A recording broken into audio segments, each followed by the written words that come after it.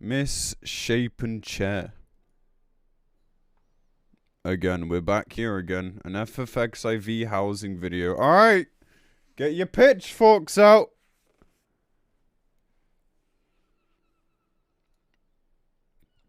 Here we go again. More housing rage.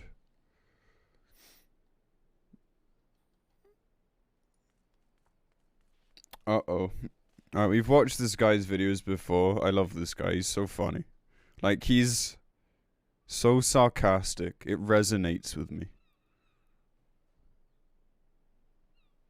Let's go. Greetings, travelers. From beyond the fog.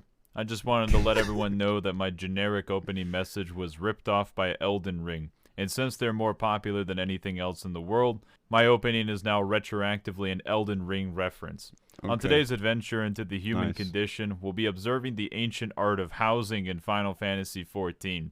If you're one of those young people in the world today, you've probably seen all the housing prices skyrocketing thanks to massive investment firms buying up every single asset they can get their grubby hands on. Neat citation. And you wonder how things got to this point. Then you decided to log on to Final Fantasy XIV to immerse yourself in some version of ERP, only to remember that the Final Fantasy XIV housing is just as shitty. You had to log on to Final Fantasy XIV to immerse yourself in some version of ERP.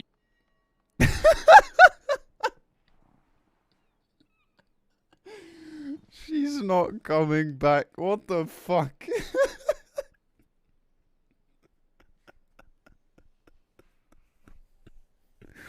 Yeah, here's our once per video ERP reference.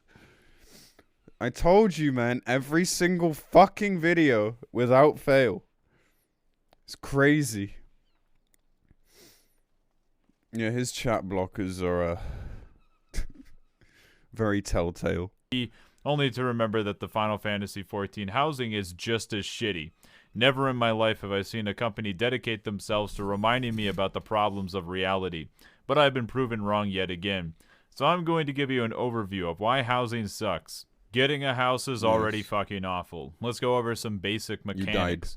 There are houses. Houses exist in a subdivision, which are part of a housing ward, which are part of the entire housing district, of which there are currently 4. There are small, medium, and large lots that you can buy for yourself, or you can purchase them as a free company. There is a finite number of houses on every single server on the entire planet. As a side note, the clear rate for whatever is considered to be the hardest ultimate is usually less than 10% of the active player base, but there is not a limit on how many people can clear ultimate. There is, however, a hard limit on how many people can own a house. I am not going to do a history lesson on this, but the way that it works... There is a reason people call it housing ultimate, like it's not just a meme. Like, it's fucking hard getting a house, man, for like all the wrong reasons. It sucks. Buy a house in this game is rather psychotic. There are 2 main ways to purchase land in Final Fantasy XIV. The first way is the way that I purchased a medium-sized lot for my free company, which is by being subbed to the game when the housing districts are expanded. During this time, you will practice a speedrun route to get to the house that you would like to buy, and it's first come, first served for who gets the house. So I did this by waking up at around 2:30 a.m., magically signing into the game and not being one of the people who got kicked from the login queue, and running to the house that I originally wanted, only to realize that it was purchased, and found another one available and bought that one. That was my 3 a.m. challenge that was done on what was technically a Wednesday morning. So thankfully I am a NEET and didn't have to worry about going to work or school the next day. With that lot acquired, I didn't go to bed and instead started grinding Bozja because I have an addiction. This method that I just described sounds pretty shitty, but is actually the easy version. Alternatively, if someone doesn't enter their house for like 60 days or something, it'll be demolished and put up for sale. There is a random hidden timer that ticks down to determine when the house will be available, and everyone who wants it has to sit there and click over and over, hoping that when they click it, it will now magically be available. There are 2 kinds of players who click on placards. Those who use a macro or a bot, and fucking liars. Is using an auto-clicker against terms of service? Yes. Much in the same way how murder is illegal. If it's against the law, nobody does it. Wait. That is a comparison and a half right there. What the fuck? But yeah, no, he's right. Like, it fucking sucks, man. Like, people are just scummy. There is no spirit of fairness on the internet, man. And, like, it's ultimately Square Enix's fault for making such a shitty system. But then I don't know what a better system is. Like, what is the better system in this instance?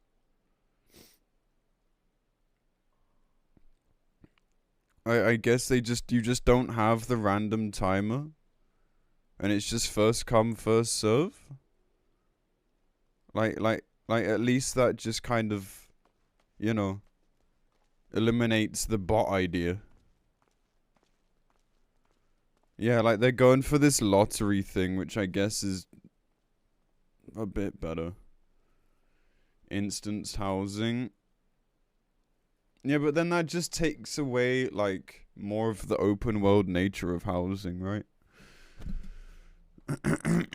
I don't think that's a good solution either, because then, like, social aspects are getting fucked over more. This is how you obtain a house in Final Fantasy XIV Shadowbringers. In other words, it's a massive piece of shit, either resulting in you no-lifing next to a placard hoping that you get lucky, or hope that you just happen to be actively playing the game when there is a slightly easier chance to get a house while also damaging your career or GPA. Then when someone inevitably beats you to the punch in either case, you will almost be as angry as the average League of Legends player. What is it that you need, Lord Algorithm? Engagement metrics? Of course. Everyone loves being told to like, comment, subscribe all the time. Yeah, dude. It takes to consume. Even if you do manage to defy all the odds, what does housing even do?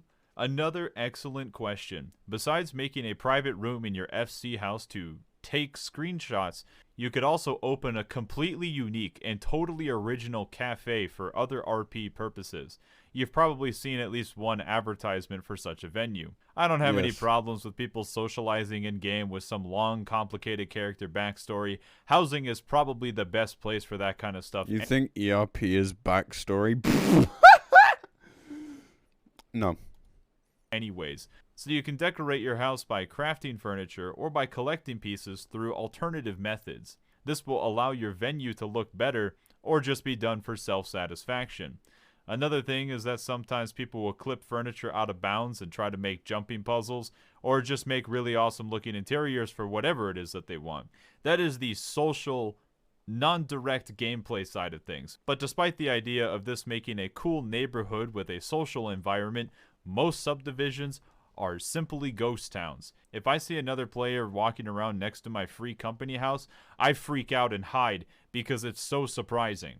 This is why everyone has to advertise their cafe somewhere, because it's not like you can just stumble upon it. You also have real gameplay mechanics, though, like farming, which is a farm. I mean, like, it's an interesting point, and yeah, like, he's kind of right. You walk around any ward and it's a fucking ghost town, sure. But that's because people are out there playing the game. I don't know, or they're in their house. It's a weird argument. I mean, it's possible he's not really complaining and he's just talking about, like, the housing system, and that's fine, yeah. He's not wrong, it's just I don't think there's a fix for this. Like, why would people be in housing districts all the time? Normally chill by my house. Yeah, I think a lot of people do. It's just that there's so many wards and stuff now that the chances of being in the same one as somebody is smaller, I suppose. Yeah. Limsa is weird. True. But so is standing outside your house these days. Don't know. I mean, like, you know, it's maybe working on an assumption that everyone socializes all the time, but that they also don't do that. Don't know. Farming simulator that you cannot currently participate in unless you have a lot to build on. I don't know if the farming simulator is any good or not, but you don't even get to judge it for yourself without owning property. In addition to growing things, you also have a company workshop that can be used to make an airship or a submarine that you also have to build up, and you can send them out to get various materials. In other words, it's just another venture system. You can craft stuff in this workshop, which is usually for housing, and maybe eventually craft some tier 3 company actions, which is something. So this is one of the reasons why housing can get a bit of a bad reputation. Despite the gameplay mechanics being mostly useless, having actual gameplay mechanics tied to housing is no bueno. It goes without saying, but Final Fantasy XIV is very much a game without too many completely exclusive pieces of content. You can level all jobs on one character, you can run every single instance if you want to, it's even possible for every player to clear every ultimate. The point being, for a game that prides itself on allowing you to do everything, it's weird when stuff is exclusive at all. Except, of course, for seasonal events and PvP reports.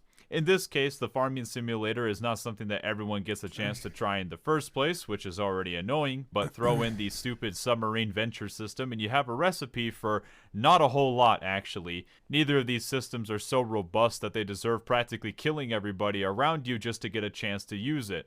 I'd say the biggest loss is for people who love crafting and gathering more than anything else in this game, where housing is practically the only crafting endgame, and you don't really get to do anything with it unless you have a house.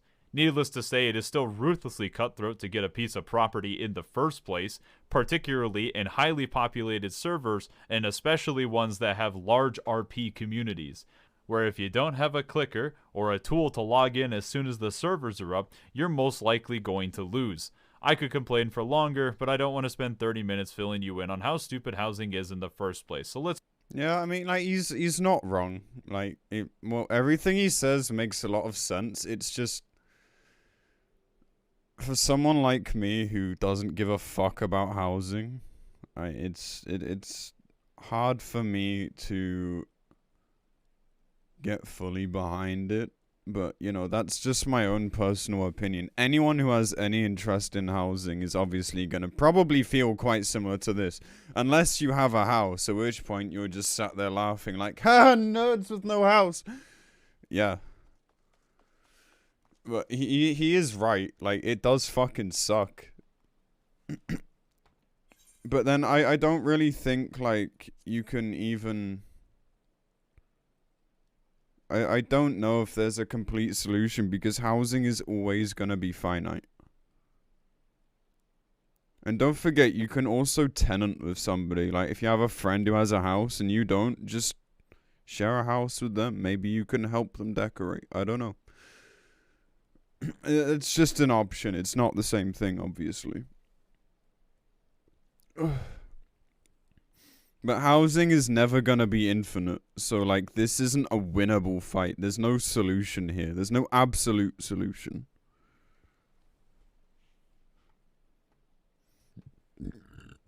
So I don't know, like, I completely understand all the complaints. I just don't know what the solution is, because you can't have everything.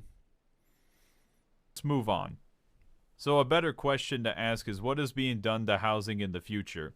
Endwalker leaks are like a trickle of urine coming from a man with an enlarged prostate. We do know for sure that the next housing district is going to forego the clicky placard system in favor of a lottery system. You will put money in to buy the property, and you'll be randomly selected from everyone else who attempted to buy that piece of property. If you don't win, you will get your money back, and the winner simply gets the house. Don't take my words 100% literally. That is not the exact system. There are some other restrictions and conditions, but the lottery system is the general premise for new housing going forward, it would seem. While some amazingly high IQ individuals have already cracked the code that a lottery system is also flawed, that is definitely not the goal of this change. Instead of forcing players to either log in right when the servers go up or spend hours in front of a lot, you can simply put your name in and see what happens. This way, people who have actual lives outside from video games aren't excluded from having a chance to get a house. It's still going to be completely random, but even I might want to put my lot in on a big house just because it seems almost feasible now.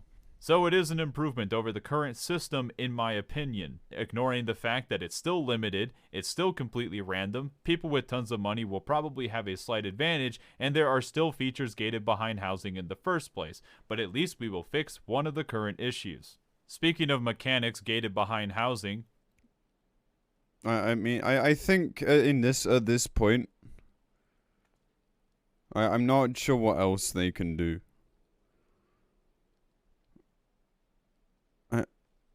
Like, how do I word this? I think it's good because it also eliminates this idea of people just owning entire wards as well. So that kind of thing won't happen either. I think people have a lot more issues with like getting a house in the first place than like anything that's locked behind housing. And quite a few people also don't care about the stuff that's locked behind housing. Like myself. Because I'm a bitch. Hello, Novi. But yeah, it doesn't fix. If you do care about that, then yeah, it doesn't fix it. But again, what's the solution? Provide a good alternative. People who can't get one. I mean, like, you can end game craft without one. You just can't use some stuff. But so I guess it depends on what you actually care about. farming. Island Sanctuary is something that's coming in Endwalker that we know next to nothing about. Thankfully, it seems as if the community is pretty openly pessimistic about this, constantly telling everyone to not get their hopes up. Although if it doesn't allow you to farm at a bare minimum, I would be very surprised. I do not think this is the legendary instance housing that the player base has been begging for. I doubt that it. sounds way too good to be true. And if the dev team had programmed something like that, they would be parading it around right now and bragging. Although purely based off of this and with pure speculation, the plan seems to be moving forward is to take the gameplay systems that are gated through housing and moving them somewhere else that all players could access. Airships and submarines are going to be accessible from your hotel room.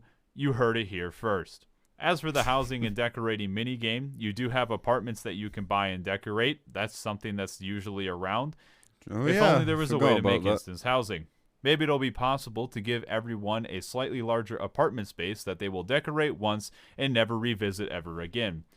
I think it goes without saying, but a form of instanced decorating gameplay spaces that every player can utilize is probably the only true way to make housing not some kind of limited supply, infinite demand problem. If only there was a thing that could be used for this, I think we could call it instanced something. I'm not really sure what, though. Now that I'm once again letting you know that we're still not getting instance housing, I'm just going to make a segment here to talk a little bit about the dark underworld of housing in Final Fantasy XIV.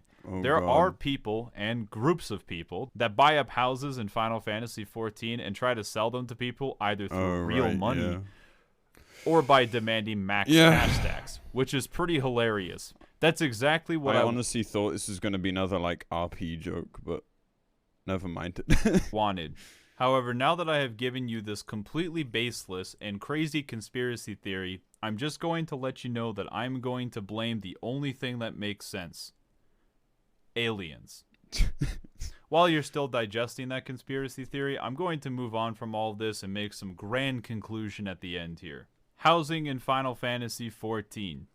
It's competitive. It's brutal. It's extremely limited.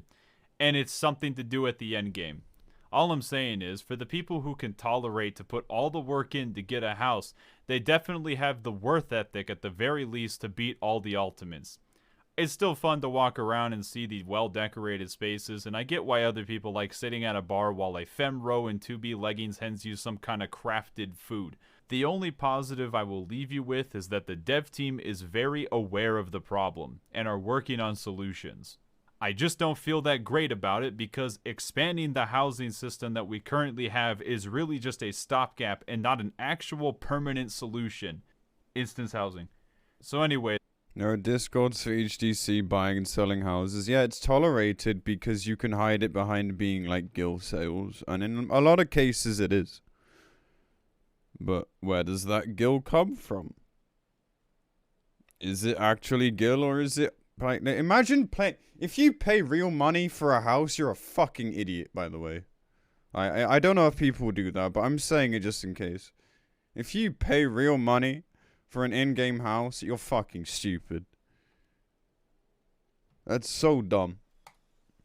I'm gonna go back to working on my in-game sex dungeon and wonder why I went through all this trouble for something that I don't even put any time into anymore. Now let's get out there and start fuming when someone walks up to your placard and takes the property right in front of you in one try. Yeah, that sucks too, man. I bet that sucks too. Dude, what the fuck is this thumbnail? Anyway, yeah, he's mostly right.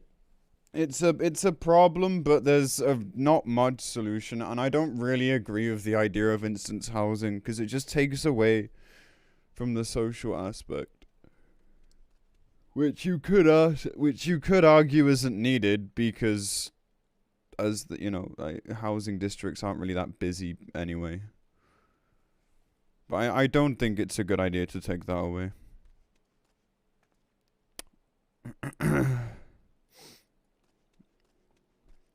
But yeah. Good video. I always like his videos. He always puts his points across really well. Even if, like, I don't agree. And I'm not always right anyway.